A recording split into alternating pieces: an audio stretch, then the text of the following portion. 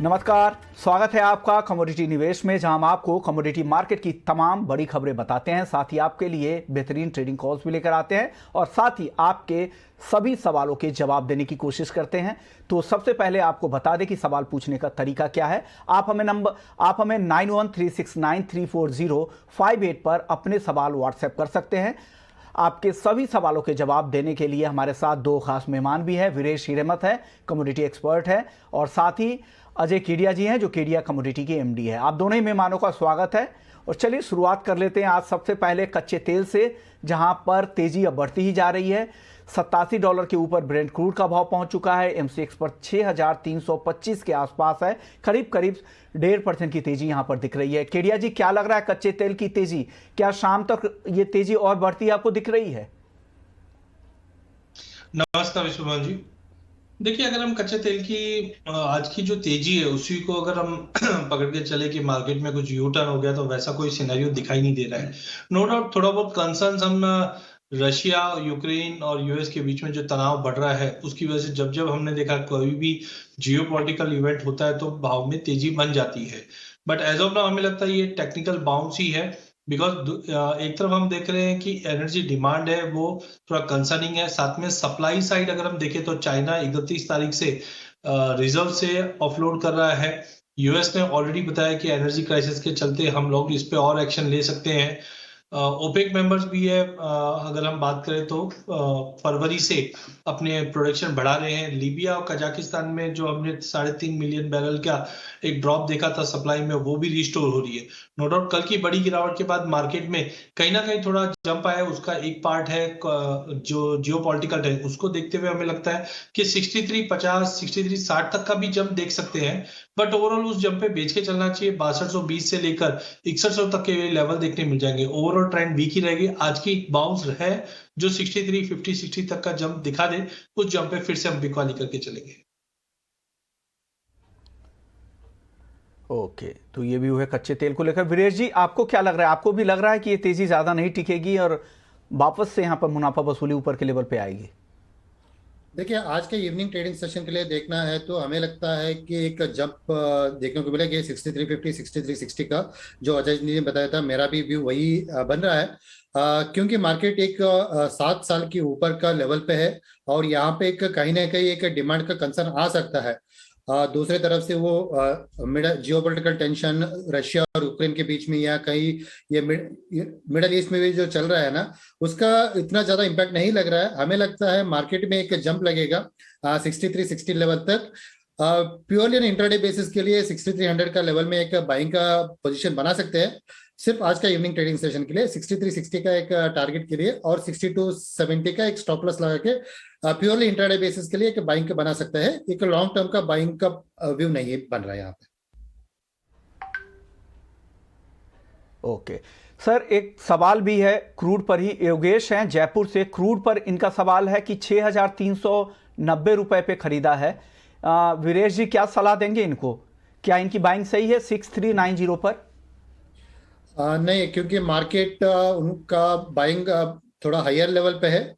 जैसे हमने अभी बताया था 6360 का लेवल तक एक जंप मार सकता है मार्केट, वहां पे एक एग्जिट करना चाहिए और वेट करना चाहिए फिर से एक लॉन्ग पोजीशन जाने के लिए। जितना भी 6350 6360 लेवल जैसे आएगा, मार्केट में एक लॉस बुक करके निकल जाना चाहिए। ओके ओके, ये योगेश जी का एक और सवाल गोल्ड और सिल्वर पर भी है। केडिया जी, इन्होंने 63,900 पे चांदी लॉन्ग कर रखा है और गोल्ड 48,600 रुपए पे लॉन्ग कर रखा है। इनको क्या करना चाहिए? और चांदी दोनों में ही तेजी का रुख रहेगा। उसके दो मुख्य कारण है। पहला है जियोपॉलिटिकल टेंशन, जो हमने एनर्जी के केस में भी देखा। जब जब जियोपॉलिटिकल टेंशन रहता है तब तक हम देखते हैं सोने चांदी को तेजी मिलती है। डोमेस्टिक मार्केट में रुपये में भी जो गिरावट है वो भी कहीं ना कहीं गोल्ड सिल्वर को सपोर्ट कर रहा है।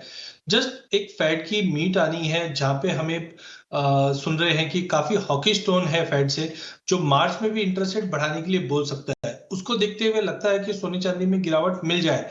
बट आपने देखा होगा पिछले 2-3 महीने में जब जब फेड ने इंटरेस्ट रेट बढ़ाने की बातें की है, गोल्ड और सिल्वर में गिरावट के एवज हमने बढ़ते हुए देखी है। तो आई थिंक इंटरेस्ट रेट अगर बढ़ता है, ये डिस्काउंट हो चुका है मार्केट में। जियोपॉलिटिकल टेंशन एक नया चीज है चाइना न्यू ईयर से पहले चाइना में कंटिन्यू बाइंग है जो प्रीमियम से देख सकते हैं।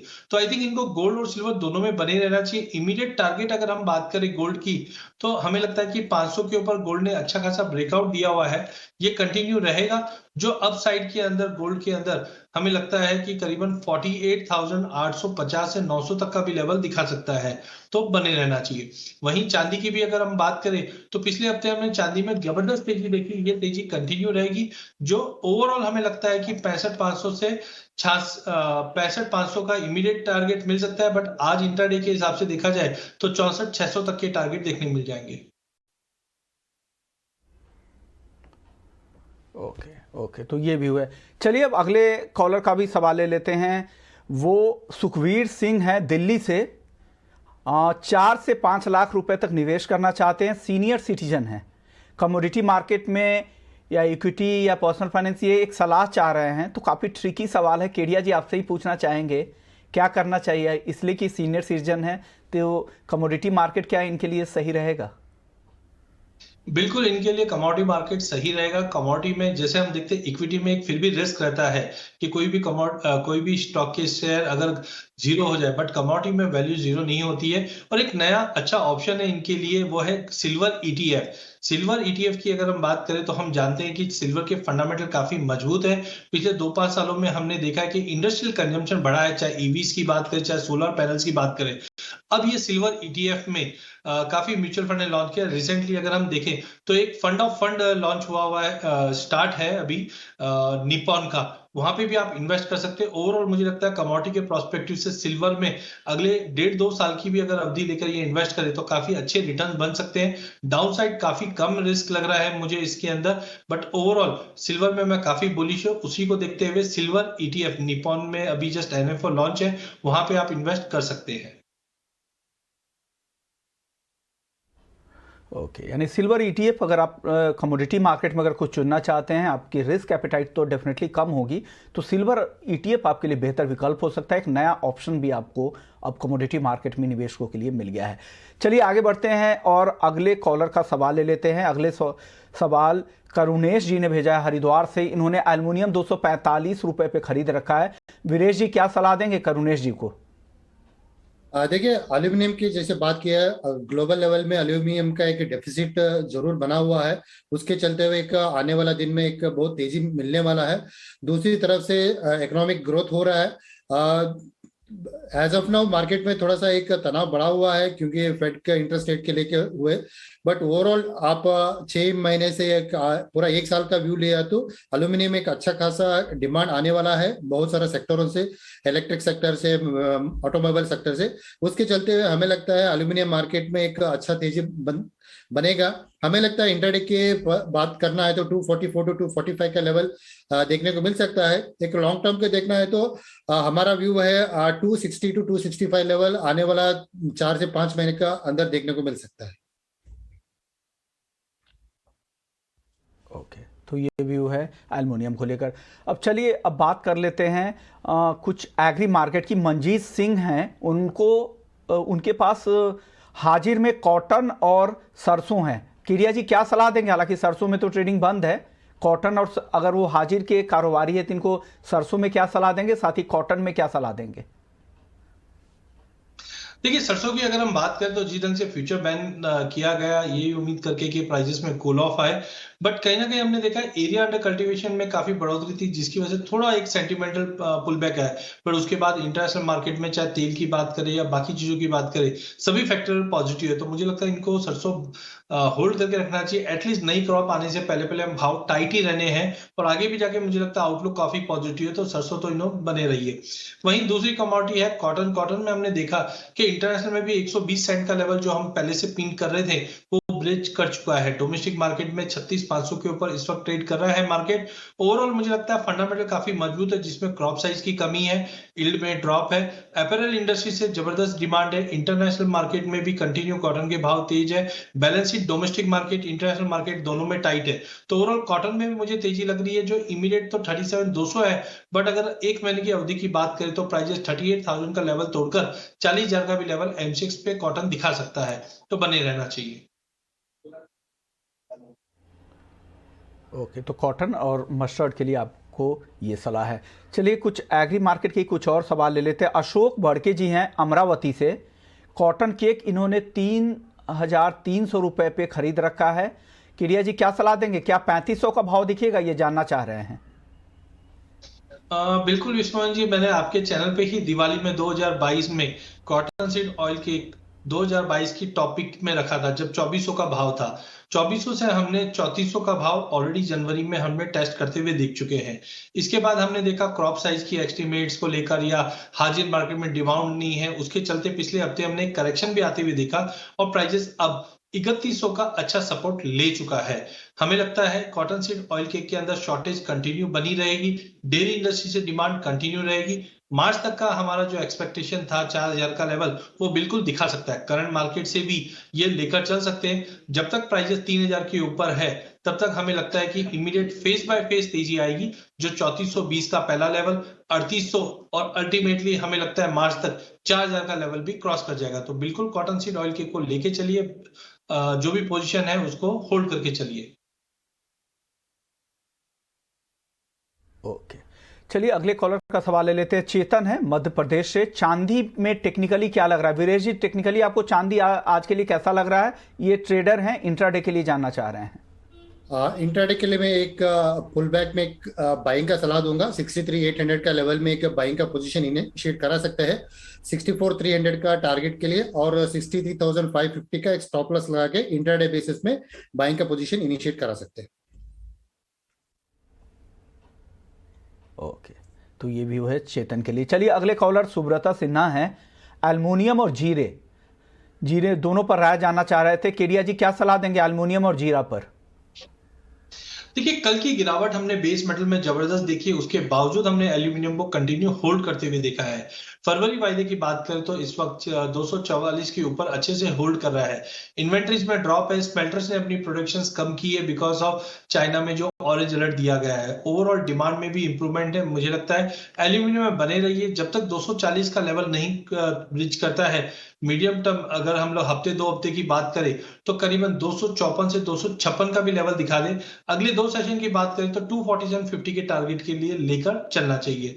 वहीं अगर दूसरी कमोडिटी अगर हम जीरे की बात करें तो जीरे में भी हमने कहा था कि स्पाइसेस के अंदर 2022 सबसे तेज ईयर रहेगा। ऑलरेडी हमने जीरा, धनिया और हल्दी में जबरदस्त तेजी देखी है। टाइमिंग टेक्निकली थोड़ा ओवरबॉट लग रहा है, तो कल की तेजी के बाद आज पुलबैक भी दिखाई दिया, बट हमें लगता है 19,000 के ऊपर 19,350 का इमीडिएट टारगेट। बट ध्यान रखिए, अगर मार्च तक की आप बात कर रहे हैं तो हम 21,500 से 22,000 का मार्च तक का लेवल हम देख पाएंगे जीरे में। ओवरऑल पूरे स्पाइसेस में जबरदस्त तेजी रहनी चाहिए। ओके सर, परवीन राजकोट से जीरे पर ही जानना चाह रहे थे केडिया जी। 16,900 पे इनके पास 6 लॉट जीरा है, क्या करना चाहिए? बने रहें या निकल जाएं? 2021 के अंदर सभी एग्री में हमने जबरदस्त तेजी देखी थी, बट मसाले में खाली 30% की तेजी थी। इस वक्त पाइपलाइन खाली है, एक्सपोर्ट डिमांड प्रबल है, डोमेस्टिक मार्केट में स्विंग में ड्रॉप है, कैरी ओवर स्टॉक कम है, तो सारे ही फैक्टर जीरे के लिए सपोर्ट में है। हमें लगता है जैसे हमने पिछले साल मार्च अप्रैल में हमने एक एक्सपेक्टेशन रखा था 20,000 का, उसको रिवाइज करके हमने 21,500-22 का रखा है। बट अगर हम जून जुलाई तक की भी बात करें तो हमें लगता है 25,000 का भी लेवल क्रॉस कर जाएगा, जिस ढंग से फंडामेंटल दिखाई दे रहे। तो बिल्कुल बने रहिए। इमीडिएट में 21,500 से 22,000 का टारगेट हम मार्च मिड तक देख पाएंगे, तब वहां पे कुछ प्रॉफिट बुकिंग की जा सकती है। ओवरऑल काउंटर काफी बुलिश है। ओके, यानी तेजी का ही नजरिया है। हालांकि अगर आप कैरी ओवर भी कर सकते हैं अगर आप फरवरी के कॉन्ट्रैक्ट में हैं, तो ये सलाह केडिया जी की तरफ से कि आगे भी तेजी की उम्मीद लग रही है। चलिए एक और दर्शक किशन है नासिक से। इन्होंने ग्वार सीड 6,390 6390 पर 5 लॉट खरीदा है। वीरेश जी क्या सलाह देंगे ग्वार सीड पर? देखिए, ग्वार सीड में जैसे देखा है अभी मार्केट में डिमांड आते हुए देखने को मिलेगा। हमें लगता है ओवरऑल ट्रेंड पॉजिटिव रहेगा। इनका जो भी बाइंग पोजीशन है वो बने रहना चाहिए। एक अच्छा मुनाफा मिल सकता है आने वाले दिन में। ओके, तो चलिए ये भी हुए। चलिए, लेकिन हम अलग अलग सेक्टर से रिलेटेड उन से हर सेक्टर की क्या मांग है बजट से, अब वित्त मंत्री से क्या मांग रख रहे हैं, तो हर दिन हम अलग अलग सेक्टर पर बात कर रहे हैं और आज हमने चुना है पल्सेस सेक्टर। दलहन सेक्टर की मांग क्या है, दलहन इंडस्ट्री की मांग क्या है, दलहन से जुड़े हुए किसानों की क्या मांग है। और इस पर बात करने के लिए हमारे साथ सुनील बलदेवा जी हैं, जो प्रेसिडेंट है आफ्टा के agri farmers and trades association के। सर, स्वागत है आपका ईटी नाउ स्वदेश से। सर, आप यहाँ पर मिलों को भी रिप्रेजेंट कर रहे हैं और साथ ही ट्रेडर्स कम्युनिटी को भी और साथ ही किसानों को भी। ऐसे में पूरी इंडस्ट्री के लिए, दलहन इंडस्ट्री के लिए आप लोगों ने क्या मांग रखी है, वित्त मंत्री तक क्या बात पहुंचाई गई है? विश्वमोहन जी, हमारी जो मेन डिमांड है वो है जो पूरे देश की भी है और जो सरकार की भी है कि हमें दालों में आत्मनिर्भर होना है। अब हम दालों में आत्मनिर्भर कैसे होंगे, इसके लिए हमें लॉन्ग टर्म एक नीति बनानी पड़ेगी, क्योंकि हमने देखा है कि जब किसानों को भाव नहीं मिलते तो सरकार आत्मनिर्भरता की, किसानों को भाव के दिलाने की तरफ दौड़ती है और इंपोर्ट ड्यूटी को बढ़ा देती है। लेकिन जो ही बाजार जो है ठीक होने लगता है, हमने पिछले दिनों में देखा था कि सरकार महंगाई को लेकर चिंतित हो गई थी और उपभोक्ता को देखने लग गई थी। तो इसमें कहीं ना कहीं सरकार को बैलेंस बनाना होगा और एक लॉन्ग टर्म नीति बनानी होगी कि किसान जो है वो दलहन और तिलहन में की जगह बोए बनस्पत की गेहूं और चावल की जगह। तो इसके लिए जरूरी है कि जैसे पंजाब में दिया जाता है कि मूंग बोने के लिए 5,000 रुपये प्रति एकड़ किसानों को दिया जाएगा ताकि वो इसके लिए प्रेरित हो। तो सबसे पहले ऐसी कोई स्कीम होनी चाहिए कि किसान जो है वो दलहन और तिलहन पैदा करने के लिए प्रेरित हो, नंबर 1 बात। नंबर 2 बात, उन्हें अच्छे किस्म के बीज दिए जाना चाहिए ताकि प्रोडक्टिविटी को बढ़ाया जा सके। नंबर 3री बात, हमें एमएसपी को कॉम्पिटिटिव लाना पड़ेगा, धान और चावल के बराबर इसको कॉम्पिटिटिव में लाना पड़ेगा, दलहन और तिलहन को। जहां तक दलहन की बात करूं तो दलहन से 2.5 गुना गेहूं होता है, तो गेहूं की एमएसपी से जब तक हम 3 गुना एमएसपी दलहन की नहीं करेंगे तब तक किसान जो है इसकी ओर अट्रैक्ट नहीं होगा। नंबर 4थी बात, हमें इंटरनेशनल भाव के बराबर भाव को लाना होगा इंडिया में। इसके लिए जरूरी है कि हमारा एक्सपोर्ट होए। आपको याद होगा कि जब गेहूं और चावल का जब हमारे यहाँ कमी हुआ करती थी तब हमने एक्सपोर्ट के लिए इंसेंटिव तक दिया था ताकि हमारे यहाँ किसान जो है ज्यादा से ज्यादा उसको पैदा कर सके। भाव बढ़े हमारे यहाँ, और भाव बढ़ने पर ही किसान जो है उसके यहाँ अट्रैक्ट होगा। तो ये सबसे बड़ी जरूरी है कि भाव जब बढ़ेगा जब हमारे यहाँ से माल जो है बाहर जाना चालू होएगा। तो मुझे ये सब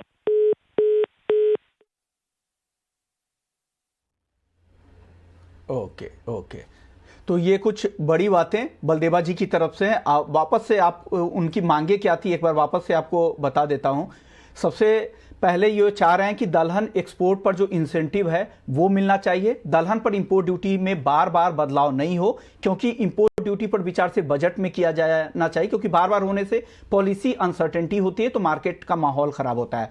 साथ ही उन्होंने मिनिमम इंपोर्ट प्राइस जैसी नीति भी बनाने की जरूरत कही है। उनको लगता है कि एमआईपी एक होनी चाहिए जिसके जरिए स्थिरता है ये पूरी इंडस्ट्री में। साथ ही दलहन में आत्मनिर्भर बनने के लिए एक लॉन्ग टर्म पॉलिसी बनाई जाए और दलहन और तिलहन की भी एमएसपी धान और गेहूं के एमएसपी के बराबर कॉम्पिटिटिव होना चाहिए ताकि किसानों का रुझान इस पर बढ़े और इसके उत्पादन की ओर लोग ज़्यादा किसानों का झुकाव हो सके। तो ये कुछ इंडस्ट्री की मांगे हैं। चलिए आगे बढ़ते हैं और वापस से वायदा बाजार की बात कर लेते हैं। हमारे साथ केडिया जी बने हुए हैं। केडिया जी, आज मसालों में वापस से रफ्तार दिख रही है।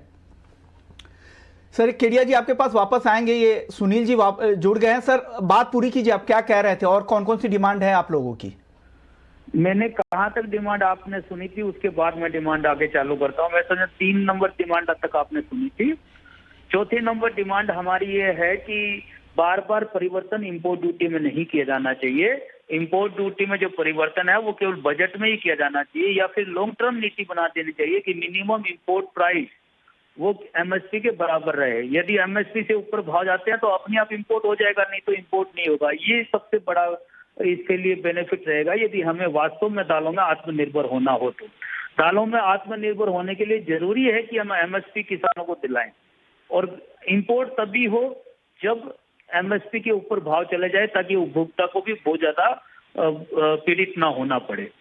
लेकिन इसके लिए जरूरी है कि हम ट्रेडर को विश्वास दिलाएं कि जब तक एमएसपी के भाव तक दालों के भाव नहीं जाएंगे आप इंपोर्ट नहीं कर सकोगे। यदि ऐसा होगा तो डोमेस्टिक मार्केट में व्यापारी अपने आप माल खरीदने के लिए आएगा और किसानों को भाव मिलेगा। और एक जो डिमांड थी, मुझे पता नहीं मेरी लाइन उस समय कनेक्ट हो गई थी या कनेक्ट थी या डिस्कनेक्ट हो गई थी, सबसे बड़ी जो चीज थी वो मैं यही कह रहा था कि हमें एक्सपोर्ट इंसेंटिव देना चाहिए। 2006 से पहले हम एक्सपोर्ट करते थे, लेकिन उसके बाद बंद होने के बाद हमारा मार्केट जो है बर्मा और दुबई ले गया। तो वापस हमारी इंडस्ट्री को एक्सपोर्ट करने के लिए केपेबल बनाने के लिए जरूरी है कि एक्सपोर्ट इंसेंटिव दिया जाए। बीच में सरकार ने थोड़े टाइम के लिए 7% चने में एक्सपोर्ट इंसेंटिव दिया था, जिसमें मेरा और श्री पाशा पटेल जो बड़े किसान नेता, उन दोनों का बड़ा योगदान रहा था इसके लिए लड़ाई करने के लिए और इसमें सरकार को समझाने के लिए। बलदेवा जी, अगर एक्सपोर्ट जब खुद ही डोमेस्टिक मार्केट में भाव ऊपर है तो बाहर भेजने की क्या जरूरत है? और दूसरा एक और सवाल सर आपसे मैं ये करना चाहूंगा कि आप आफ्टा के प्रेसिडेंट है agree farmers and traders association के। इस एसोसिएशन के जरिए क्या आप लोग किसानों में जागरूकता बढ़ाते हैं दलहन की पैदावार बढ़ाने के लिए या दलहन की खेती को लेकर, या सिर्फ सरकार से ही इस तरह की मांगे रखते हैं? देखिए, हमारी एसोसिएशन बने हुए अभी 2.5 साल हुआ है और सारा टाइम जो है लगभग कोविड में चला गया है, लेकिन हम अपने किसान नेताओं के जरिए ये बात जरूर पहुंचाते हैं, क्योंकि हमारी संस्था से जुड़े हुए बड़े बड़े किसान नेता हैं, जैसे पाशा पटेल जी हैं और नरेश सिरोही जी हैं और पोखराज जी चोपड़ा जो किसान के एनालिसिस भी हैं, ये सारे जुड़े हुए हैं। तो इनके थ्रू हम जो है किसानों को ये बात अभी वर्बली ही पहुंचा पा रहे हैं। इसके लिए हम कोई प्रोग्राम अभी तक नहीं कर पाए हैं, लेकिन जो ही कोविड की सिचुएशन खत्म होगी हम इसमें छोटे छोटे प्रोग्राम भी रखेंगे, बड़े प्रोग्राम भी रखेंगे, ताकि न केवल दलहन बल्कि तिलहन के प्रति भी किसान की जागरूकता और वो उसकी बिजाई के प्रति किसान ज्यादा वो करने के लिए रुझान हो। बिल्कुल बिल्कुल, ओके, शुक्रिया बलदेवा जी, सही कदम है। हो जब कोविड खत्म हो जाए तो ग्राउंड पर जाइए और आप एसोसिएशन के जरिए जागरूकता बढ़ाइए, ताकि देश में आत्मनिर्भर अगर बनना है तो सिर्फ सरकार को ही नहीं, आप जिस तरह के एसोसिएशन आप लोग चला रहे हैं उनकी भी भागीदारी बहुत ज़रूरी है। शुक्रिया सर। चलिए अब वापस से लौटते हैं, एग्री मार्केट की ही बात कर लेते हैं। ग्वार पर बात करना ज़रूरी है। केडिया जी, आपका व्यू ग्वार पर, क्योंकि ग्वार वापस से रफ्तार पकड़ने के मूड में है, क्या करना चाहिए अब? काफी टाइम कहा भी है कि गवार में मेरा व्यू न्यूट्रल टू वीक ही है, बिकॉज जो भी फंडामेंटल्स की हम बात कर रहे हैं वो कहीं ना कहीं डिस्पैरिटी दिखा रहा है। तो आई थिंक जिस ढंग से टेक्निकल थोड़ा एक बाउंस जरूर दिखा रहा है, जो वापस 6450 से 6500 का लेवल दिखा दे गवार सीट, वहीं गवार गम भी 12000 का लेवल दिखा दे, बट ये सस्टेनेबल नहीं है। कुछ लोगों का मानना है क्रूड में तेजी की वजह से गवार गम का एक्सपोर्ट अच्छा है, बट आप अगर देखेंगे तो यूएस के जो प्रोडक्शन, अब लास्ट वीक थोड़ा बहुत हमने चेंजेस देखा है, बट पिछले 6 महीने से यूएस के प्रोडक्शन के अंदर कोई भी चेंज नहीं आया है। वहीं भाव पिछले साल के मुकाबले डबल हो चुके हैं। तो मैंने काफी इंडस्ट्री में बात की।